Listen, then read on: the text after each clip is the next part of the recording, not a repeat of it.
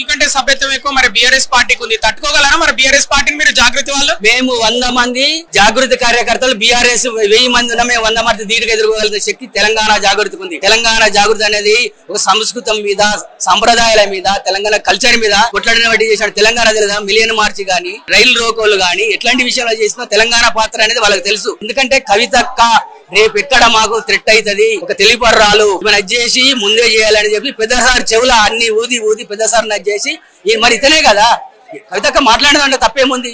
భారీ నీటిపారుదల శాఖ మంత్రిగా తన్నీరు హరీష్ రావు గారే కదా, హరీష్ రావు ఉన్నారు. మరి పెద్దసారి మీద ఆ శాఖ మీద జరిగినటువంటి తందుకు మీరు కూడా ఏంది మరి, మీరు ఏం చేసిరు? ఇంజనీర్లు ఉన్నారు, ఇంజనీర్ల దగ్గర 100 కోట్లు దొరికినాయి, దానికి మీరు కూడా బాధ్యత కదా. మరి మీ నుంచే కదా పెద్దసారి పేరు వచ్చింది. పెద్దసారి అనేది ఆయన ఒక పార్టీ అధ్యక్షుడు, సారు పెద్ద ఆయన ఉన్నాడు కాబట్టి ఒక పార్టీ చేస్తే పెద్దసారి వస్తుంది కాబట్టి మరి మీరు కూడా బాధ్యులే కదా.